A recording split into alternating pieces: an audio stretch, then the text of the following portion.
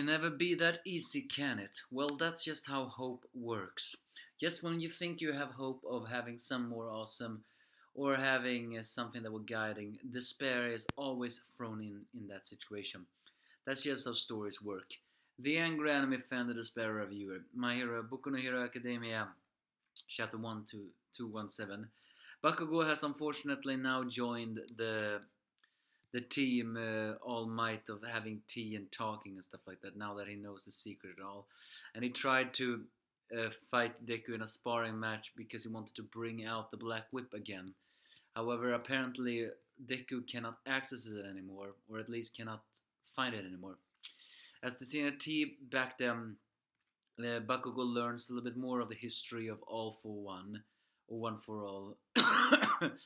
And also we revealed that the one that was before Nana Shimura was that dark-headed fellow. I think that fellow that has carries his face like that. So, so they are all intrigued by this possessing a previous wielder. However, it's Bakugo while uh, uh, so while they wonder what the connection is, it is actually Bakugo who is saying what all the different fans have been saying. You know, it pisses me off to no end.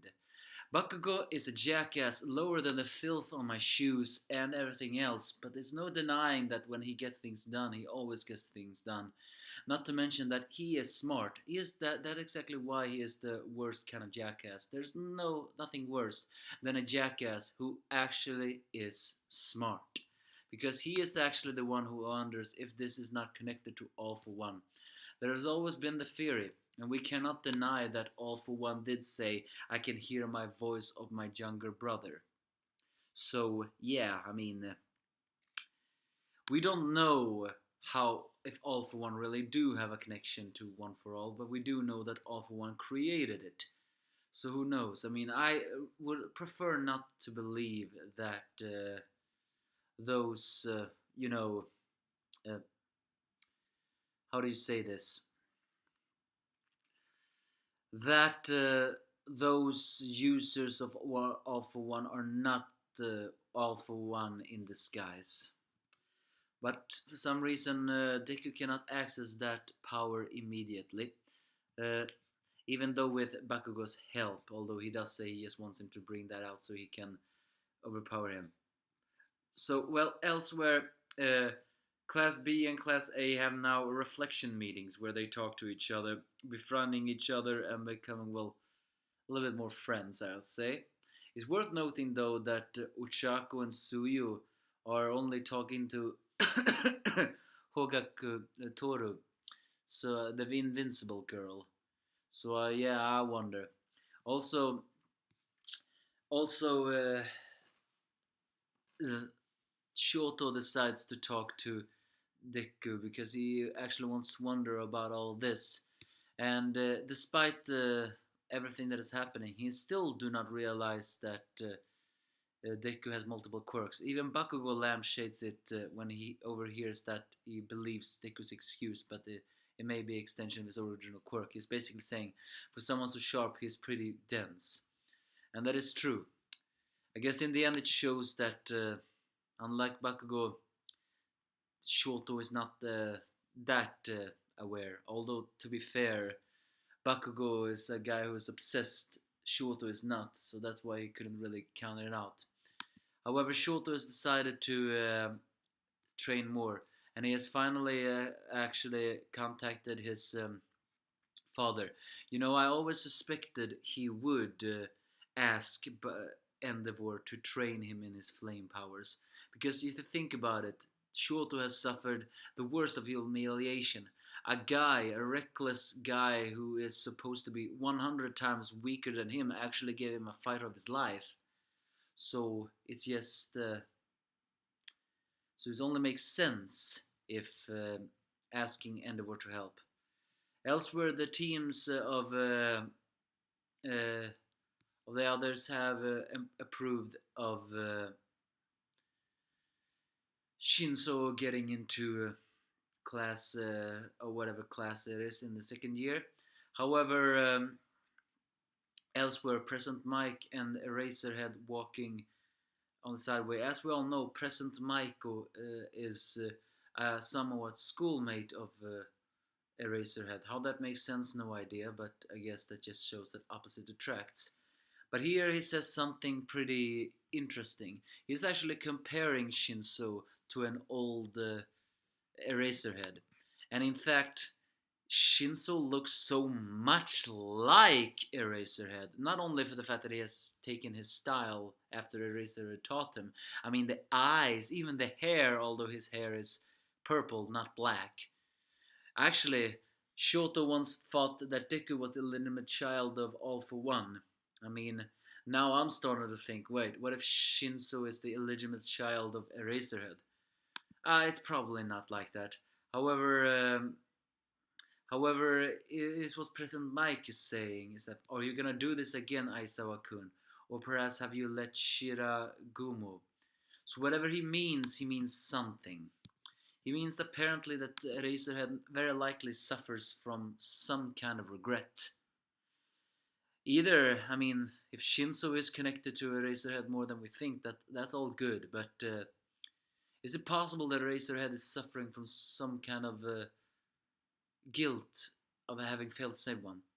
Elsewhere, Momoa is being his large self, and of course, Mirio is still calling uh, Momoa is the dark self of UA. Elsewhere, they try to train it, but unfortunately, while Momoa can copy her horn, he apparently cannot copy her quirk because, according to him, he cannot copy accumulation quirks, or at least not use them to their full potential. He's basically saying that his quirk allows him to copy fundamental abilities of a quirk, but if that quirk relies on storing something up and converting it to energy, somehow I can't copy what had already been stored. He's exampling like if he copied Fat Gum, he wouldn't be able to use that ability because Fat Gum's abilities relies on his fat. And since Sumoma is so skinny, that wouldn't be any use. And he's saying that is also why he couldn't use Deku's All for One power, although I wonder if it's definitely for something else. I mean, if he could have copied Eri-chan's quirk, maybe he could have teached her how to control it. After all, it is a dangerous power. Unfortunately, that cannot be. However, Deku assures uh, Eri-chan that her power saved him, and what we have is dangerous. But we need to find. He's saying like, take a knife for example. A knife is dangerous, but you learn to use it, we can make delicious food. He's basically saying that what we have is difficult to serve, but we have to make sure to train it, cook it, and make it delicious. Uh, and it's the same as his. As Deku resolves that he will make his own power of one for all his own power, Eri-chan cutely swear that she will try her best. So it's they have made the resolutions. It's very adorable to see Eri-chan again. Can Eri-chan master that power? Well, if you think about it, if she can, then that will be a broken base. The fact that Momoa can copy the power is basically meaning that no, it's not going to be that easy. Actually makes me wonder, can All for One even steal that power to begin with then? Actually, yeah, he can steal all powers. The only power he cannot steal is One for All. Still, though, I have a very dangerous feeling that Erishan won't be able to control that power. At least not until the villain alliance decides to steal her, because I think her power is the only thing that can heal All for One. Unless, of course, All for One really is out of the picture. I mean, there's so many theories out there. Will All for One come back into the story, and even if he comes back, will he somehow pass down his quirk All for One to Shiriaki? I mean, I'm actually wondering, how can he even pass on his power to Shiriaki? It doesn't make sense to me. But that's a story for another day. Unfortunately, no Hero Academia chapter next week. There has been a rumor going around that the author also was sick, so he has to rest. I guess so. But I guess we can assume that this arc is officially wrapped up. What awaits us next? No idea. But I guess we'll see if when the offer comes back. It's basically this chapter. Just a slowdown of it all. I didn't like to see Bakugo and I didn't like to see his intelligence, but what he's saying is true.